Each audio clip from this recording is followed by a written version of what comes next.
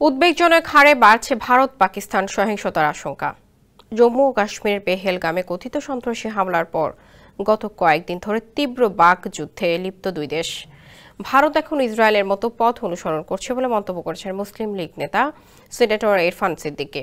পররাষ্ট্রনীতি বিষয়ক সিনেটর স্থায়ী কমিটির চেয়ারম্যান তিনি। ইরফান সিদ্দিকীর অভিযোগ, ভারত অধিকৃত জম্মু ও কাশ্মীরে ফিলিস্তিন বা গাজার মতো পরিস্থিতি তৈরির চেষ্টা করছে প্রধানমন্ত্রী নরেন্দ্র মোদী। জিও নিউজের প্রতিবেদনে জানা যায় এ তথ্য।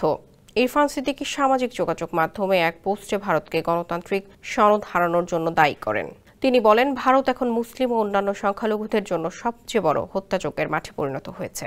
সিনেটর সতর্ক করে বলেন, যে কোনো আক্রমণাত্মক পদক্ষেপের জন্য পাকিস্তান টিট ফর ট্যাট প্রতিক্রিয়া জানাবে।